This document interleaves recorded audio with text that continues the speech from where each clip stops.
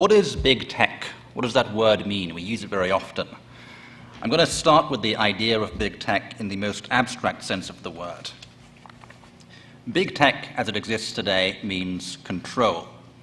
It is the antithesis of the original ideal of the World Wide Web, which was liberation, the liberation of information, the liberation of expression. The ideal behind the World Wide Web, when it was created in the 1990s, was that everyone could have a voice. All you had to do to access the global marketplace of ideas was to go online and set up a website. And that website belonged to you. No one could kick you off because they didn't like what you said. That was also by design, because the web, when it was invented, was competing with other types of online services that were not so free and open. It's important to remember that the World Wide Web, as we know it today, a network of websites accessed through browsers, was not the first online service ever created. In the 1990s, Tim Berners-Lee invented the technology that underpins websites and web browsers, creating the web as we know it today. But there were other online services, some of which predated Berners-Lee's invention. Corporations like CompuServe and Prodigy ran their own online networks in the 1990s that were separate from the World Wide Web and had access points that were different to web browsers. Unlike the decentralized World Wide Web with its network of independent websites, CompuServe and Prodigy were privately owned networks. They were open to the public, but every bit of information on those networks was owned by them, and they could, of course, kick you off for any reason. The web was supposed to be different. On the web, you had almost total freedom to set up a website or a web server, which then belonged to you. Unlike CompuServe and Prodigy, there was no owner of the World Wide Web who could kick you off. That was the idea, anyway. As we know, this is not the case today. The web today is very controlled, and the people who control it can kick you off. Despite the noble ideas that animated the early spirit of the web, it was, as we now know, captured by a handful of corporations. We all know their names: Google, Facebook, Twitter, YouTube, Amazon. Just like those old companies, they own everything you put on their platforms. It's their decision to give you a voice or not. The web, which was meant to liberate information, got us right back where we started. Unaccountable control over online information in the hands of a few powerful corporations. If we want a way out of this mess, we'll have to find a way to make the web better represent the ideals of its founding. But we can't just think about it in abstract and historical terms. Very few people used online services in the 1990s, whether it was Tim Berners-Lee's World Wide Web or CompuServe. But everyone uses them today.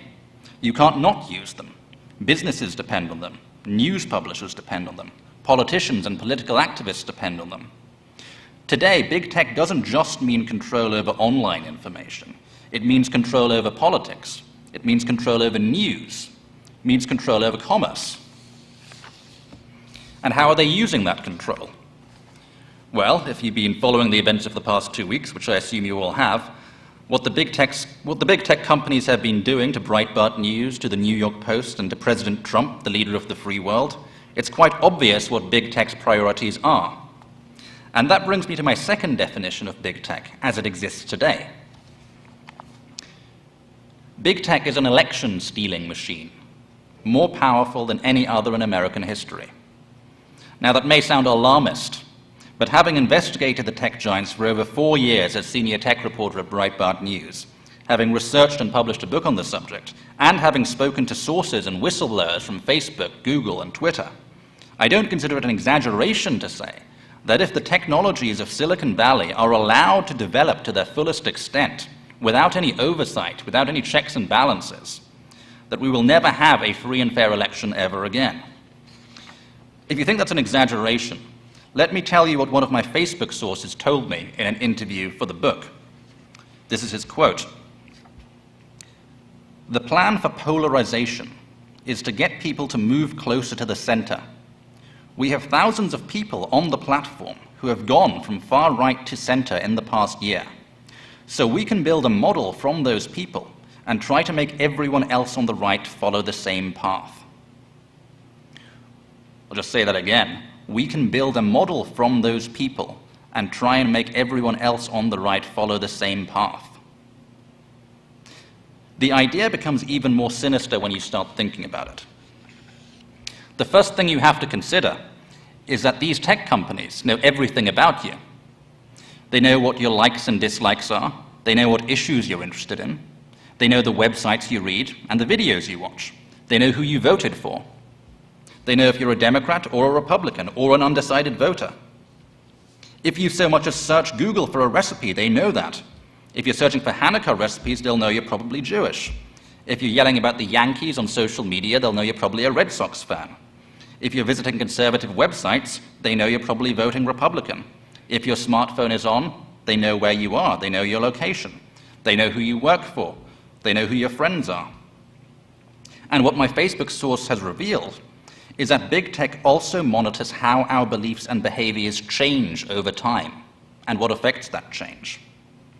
They want to know the types of content that can change our beliefs and behavior, and they want to use that to manipulate our political opinions. It makes perfect sense when you think about it. They've done this openly for a long time to manipulate consumer behavior, to get us to click on an ad or to buy a product. If you use any of these platforms for an extended period of time, you've probably encountered the very creepy phenomenon where you're searching for information about a product or a service, say a new microwave, and then moments later adverts for microwaves start appearing on your screen.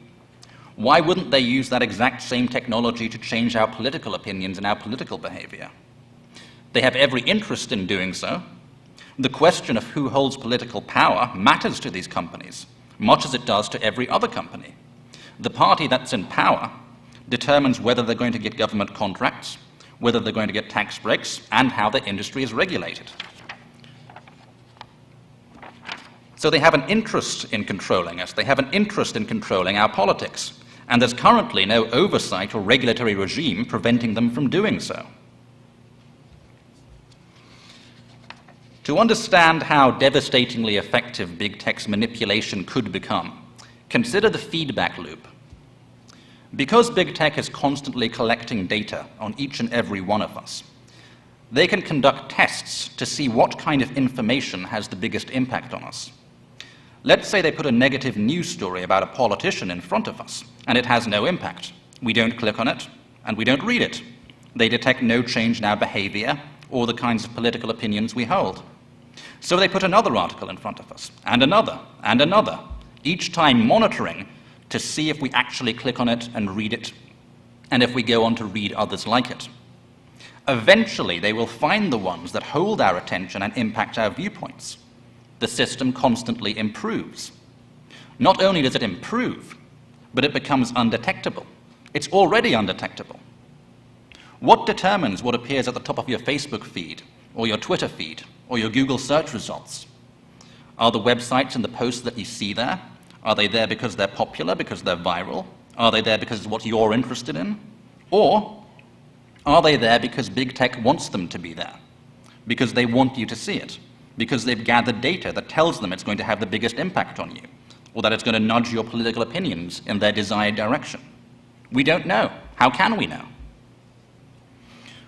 What we do know is that big tech openly censors on behalf of its political allies. Google, for example, shut down Breitbart News' visibility on search, cutting it by 99% in 2020, compared to the same period in 2016. It cut our visibility on searches for Joe Biden to 0. And we discovered that, by the way, by using Google's own analysis tools. They didn't even care that we knew about it. Twitter, another company, in the middle of the most disputed election result in living memory, Twitter is censoring the President of the United States as he airs his concerns about the voting process. They were doing that before the election as well. And one analysis found that Twitter's censorship of the President cut engagement on his tweets by over 80%. Let's look at Facebook. We've got Republican voters up and down the country, including here in Michigan, organizing rallies to demand election integrity. On Facebook, a page called Stop the Steal was set up to encourage those rallies. It gained over 300,000 members in less than 48 hours. Facebook, of course, banned it. That is election interference. That is deliberate suppression of voters, deliberate suppression of news outlets, and deliberate suppression of the president. Now, that would be alarming and outrageous enough on its own, but the silver lining is that we can see this kind of censorship. It's the invisible things that these companies do that I think are even more troubling. We've already covered how they can nudge our political opinions. Now let's consider how they can kill entire political movements and do so without being detected. One big tech concept that everyone needs to know about is quality scores. Every big tech platform, whether it's Google, Facebook, or Twitter, has some version of the quality score, although they all use different names for it. I first heard about quality scores from someone who worked at both Google and Twitter. The quality score is how big tech's algorithms determine what appears at the top of your search results, or your Twitter feed, or your Facebook feed, etc. It's a numerical value that goes up or down based on what big tech's algorithms consider to be indicators of quality. Now, in the past, this score was used for fairly benign purposes. If your website or your post contained viruses or malware or spam or copyrighted material, well, these tech companies don't want to put that in front of users, so they train their algorithms to recognize that kind of content and suppress it by assigning it a very low quality score. That meant that, posts with viruses would appear on the 10,000th page of Google or be eliminated altogether. Fair enough. But over the past 4 years, big tech has decided that there are a bunch of other things that should determine your quality score. Very political things. Today, these algorithms are asking questions about websites and Twitter posts and Facebook posts. Questions like, are you posting links to so-called authoritative news sources like CNN or to independent blogs and websites? Are you posting misinformation? Are you posting hate speech? Are you challenging official narratives on COVID-19? Do you have an opinion about the fact that Black Lives Matter and Antifa can gather in public and destroy cities without concern of COVID, but you can't gather in your own chapel? You'll have to keep those opinions to yourself, otherwise it might just lower your quality score. On social media platforms, algorithms also analyze your network, who you follow, whose content you share. So, the algorithms will be asking, do you follow a bunch of accounts that were once banned for posting hate speech?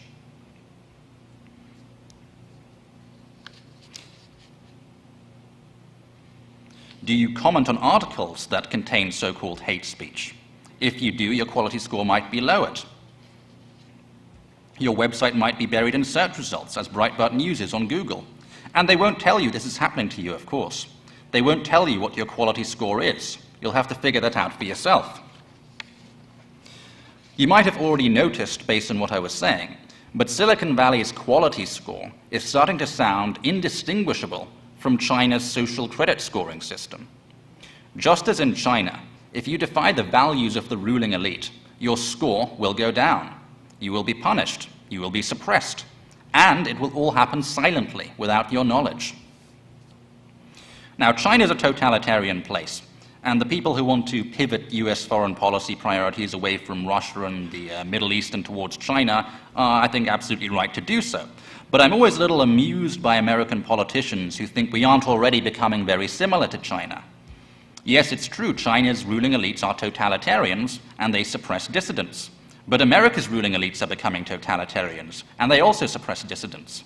And like the Chinese, they now have the totalitarian technology to help them do it. That technology becomes even scarier when you combine it with the fact that big tech is able to detect entire networks of people and entire political movements. There's a whole field of computer science called network analysis dedicated to precisely that, identifying groups of people with shared interests, who read similar websites, who talk about similar things and similar political issues, have similar habits, and follow similar people on social media. And big tech is also able to detect when information is flowing through those networks.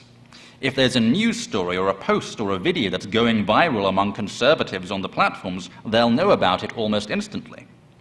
And their systems to detect virality are only growing more sophisticated. If big tech is able to detect when a piece of information or a cause or a movement or a person is starting to attract viral attention, they can shut it off. That's what they tried to do to the New York Post when it published blockbuster stories about Biden family corruption. We can take comfort in the fact that it was not very successful in that instance, but keep in mind they don't have to tell us that they're doing it. We may have noticed when they did it to the Post, but how many other times have they done it? We'll never know. Big tech's ability to detect virality and silently suppress it could not be more important. If it grows sophisticated enough and undetectable enough, big tech will have the power not just to suppress existing political movements, but to anticipate and prevent the emergence of new ones.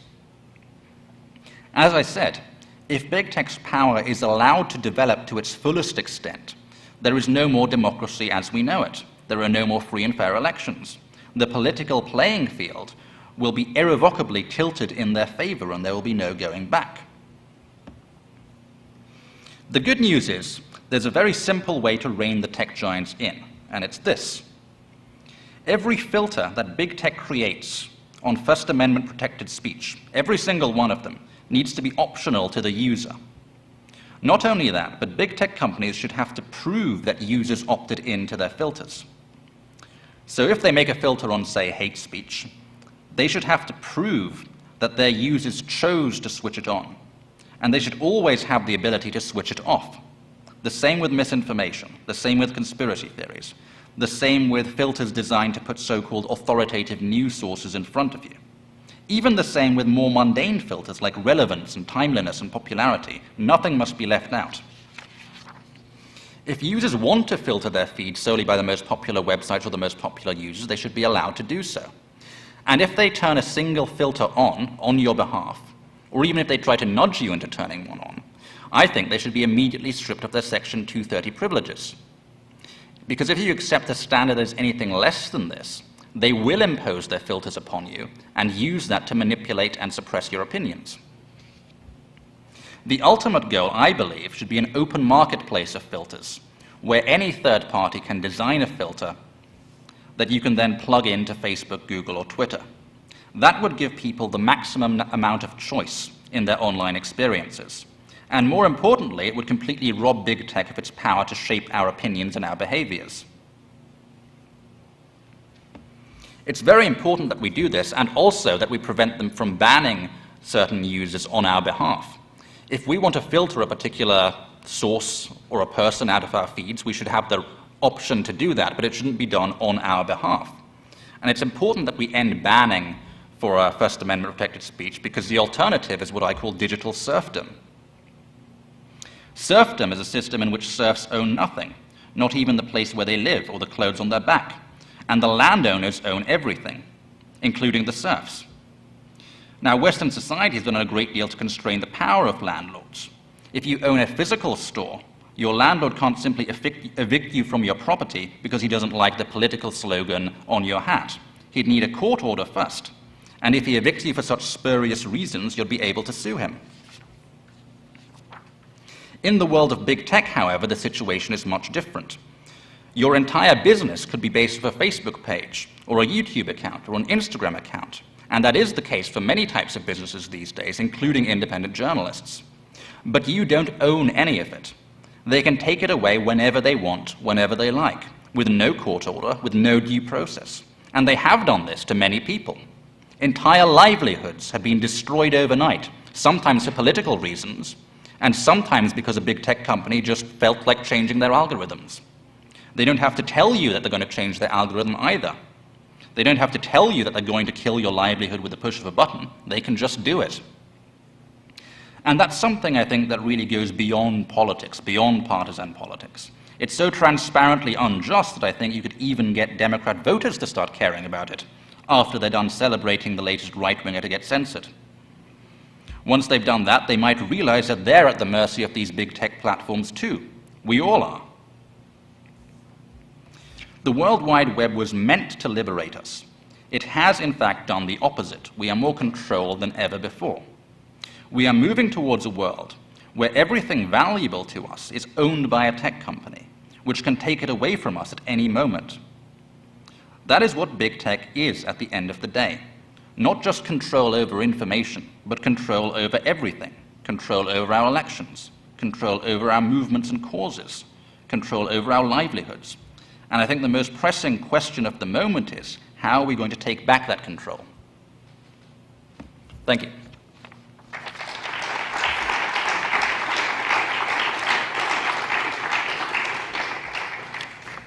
Thank you, Mr. Bokhari. Directly following the lecture, Mr. Bokhari will be signing his book upstairs, and the book is called Deleted: Big Tech's Battle to Erase the Trump Movement and Seal the Election. We now have time for a few Q&A sessions, so if you have questions, please make your way to the microphone.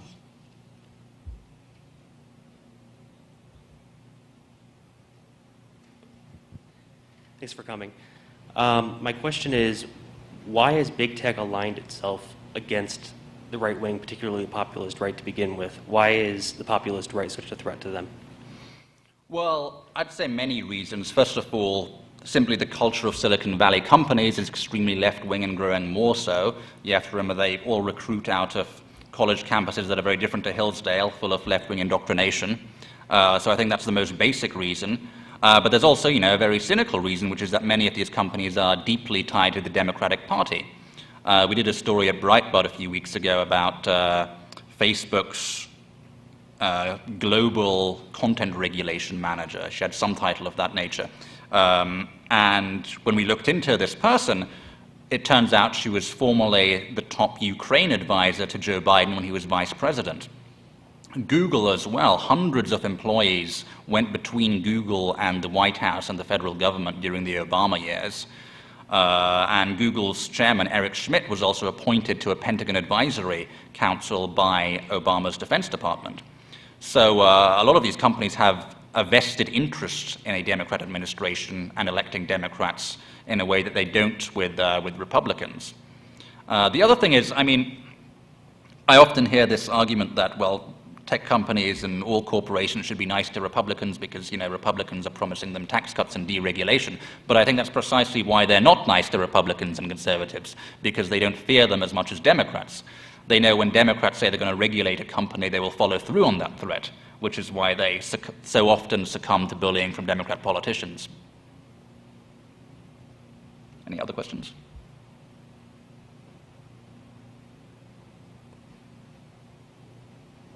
I am to remind students that you will receive, or you are eligible for extra credit if you have a good question. Eligible.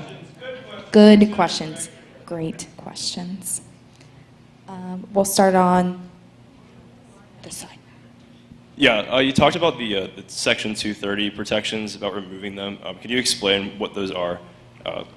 So Section 230 is a law that is critical to these big tech companies. It was passed in the 1990s.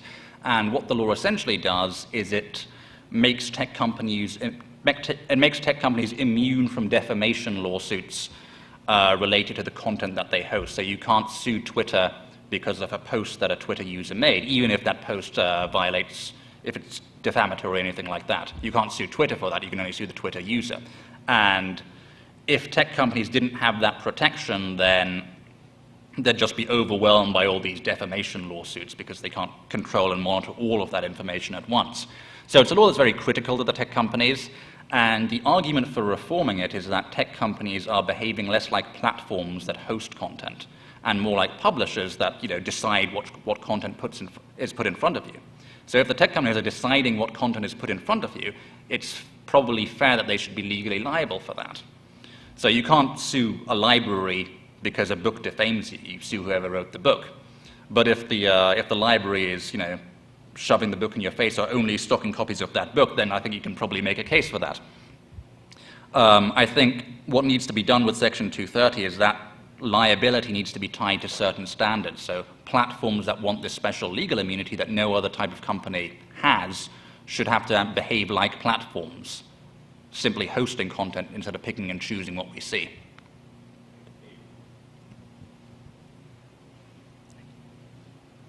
Question on the speaker's right.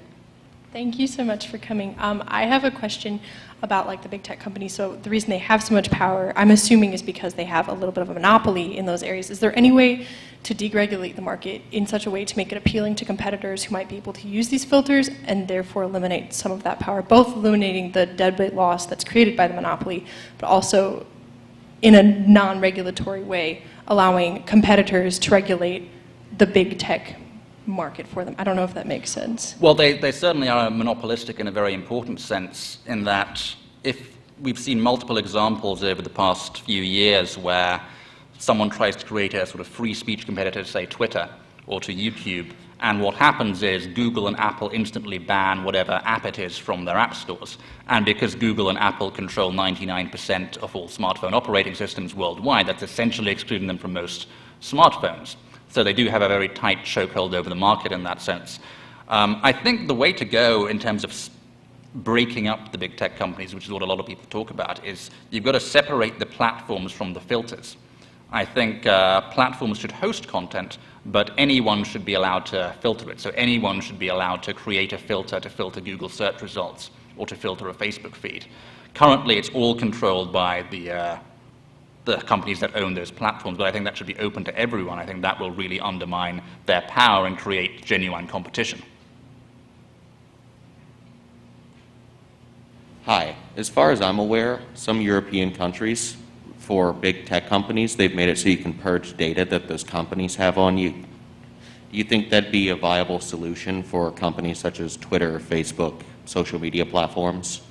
This is another interesting solution, yes. I think if you made data portable, so say if you have a Twitter account and you've got a lot of tweets on there and you've got people you're following, I think all of that data, including the data on who you're following and what you posted, should be portable and owned by you. So that if Twitter doesn't want you on their platform, or if you disagree with Twitter's policies, you should be able to take all of that and instantly port it onto another platform.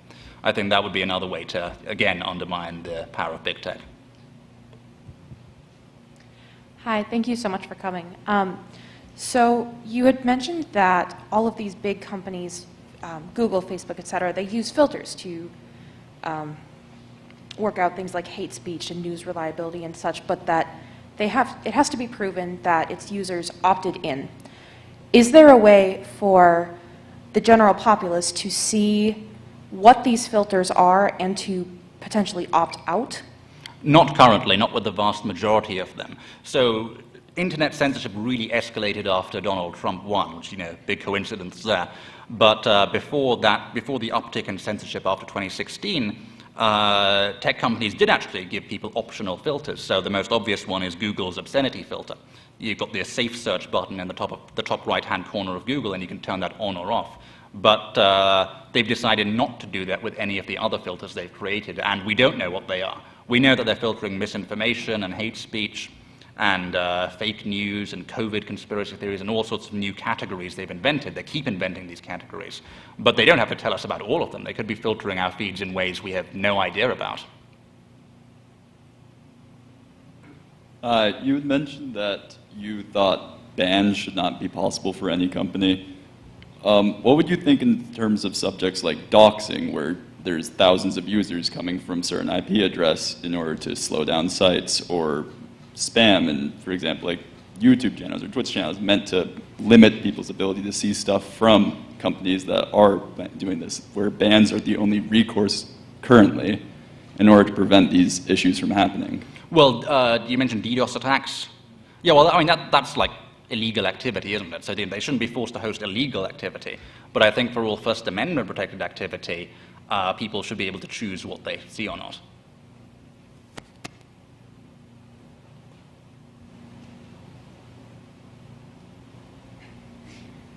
Thanks for coming. So I have a question about how you would practically move forward with your suggestions of separating the filters from the platform and things like that. Do you think that's practical for owning your own information, or do you think the companies would just give you a copy of that information and then just keep collecting it on you?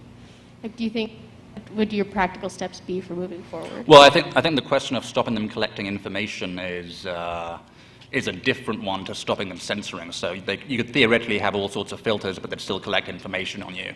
And again, if you owned all your own data, that doesn't mean that they don't have access to it. So I think the data collection question is a different one. It's certainly an interesting, but what I will say is that they'd be limited in the ways in which they could use that data if you open up the filtering marketplace, because right now they're able to use that data to decide what goes in front of you, what you see on your feed, whereas if the filtering marketplace were opened up, that would no longer be the case. Hello. Regarding illegal activities, things like you said aren't protected by the First Amendment. I think you said that you don't think these tech companies should be forced to keep illegal content on their platforms, but should they be held liable if something is spread through their platforms? Like all that illegal activity makes its way to people. I mean, that's a case for that. I mean, I think big tech companies have the resources to get rid of genuinely illegal material, and that's absolutely fine. Section 230 doesn't protect that kind of material. So yeah, I think that's definitely debatable.